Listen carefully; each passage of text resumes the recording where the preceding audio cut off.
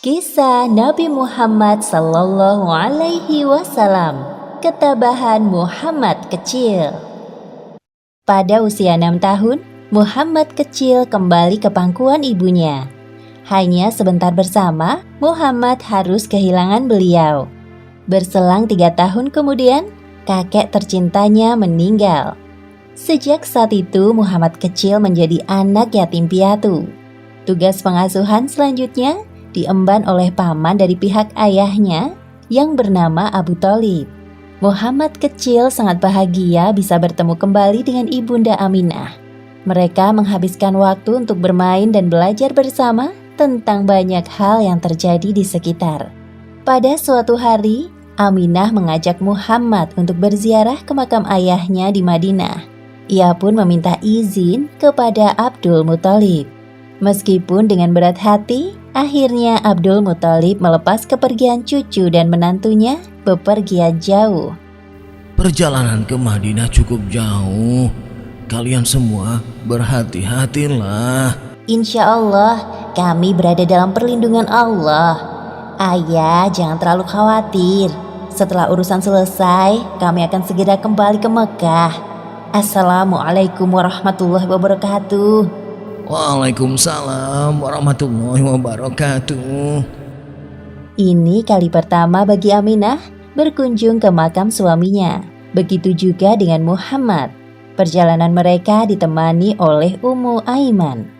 Sepanjang perjalanan, Aminah menceritakan sosok Abdullah yang sangat ia cinta dan kagumi kepribadiannya kepada Muhammad. Sesampainya di Madinah, kedatangan mereka disambut hangat oleh keluarga Aminah. Wahai anakku, dulu saat ayahmu meninggal, ibu belum sempat mengunjungi makamnya.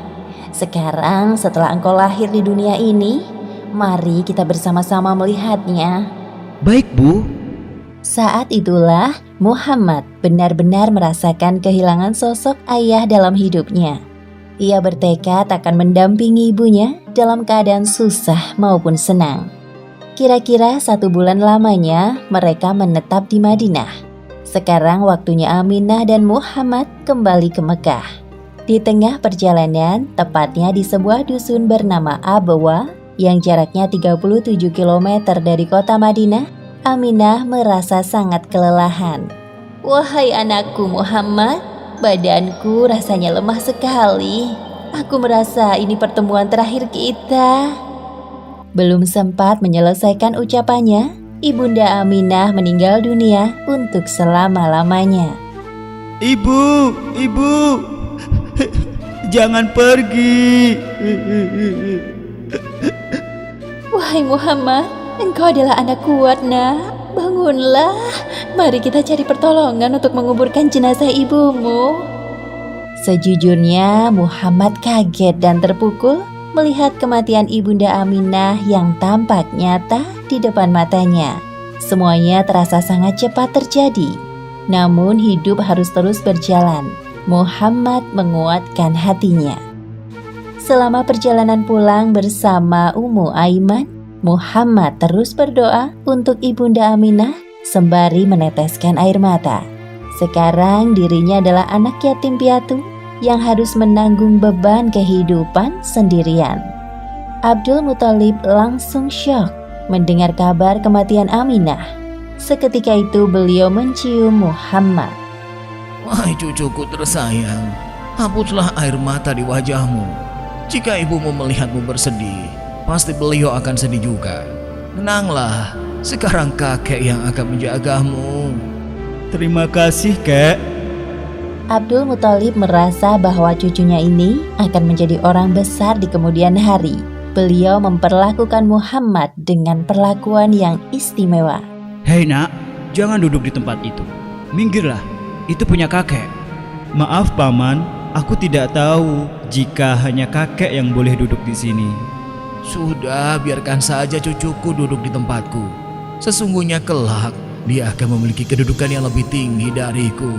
Pada saat itu, Abdul Muthalib adalah orang yang paling dihormati di kalangan penduduk Mekah, sampai dibuatkan hamparan khusus di bawah naungan Ka'bah.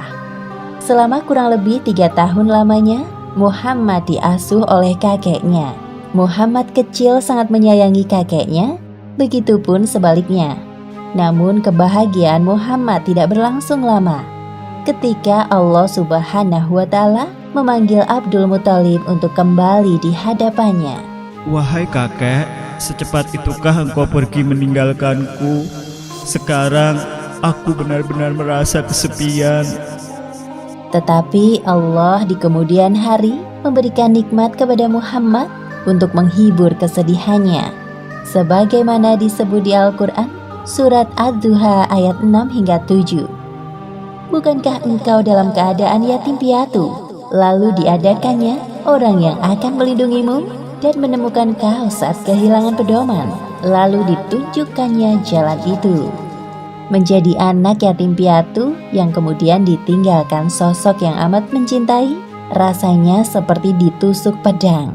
Itulah yang dirasakan oleh Muhammad di usianya 8 tahun. Kematian Abdul Muthalib tidak hanya membuat duka mendalam di hati Muhammad, begitu juga bagi para penduduk Mekah. Tidak ada satupun anak Abdul Muthalib yang dapat menggantikan sosoknya yang berwibawa, teguh hati, cerdas, dan terhormat.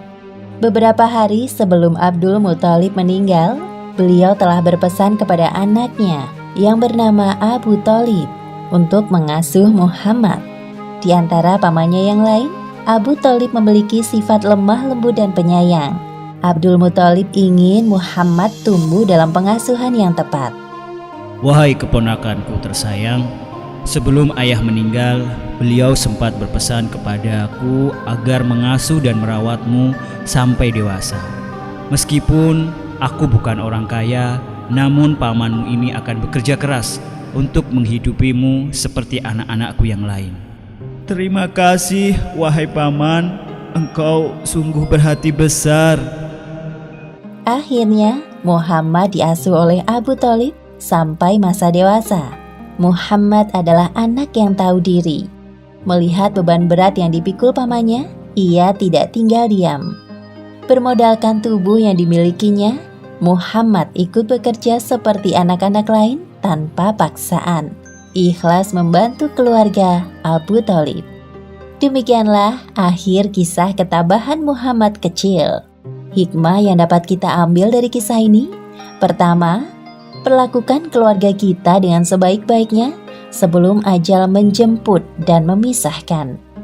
Kedua, jangan pernah lupa mendoakan orang tua kita yang telah meninggal, karena doa anak soleh yang akan mengantarkan pahala dan pengampunan bagi mereka. Wallahu a'lam bishawab.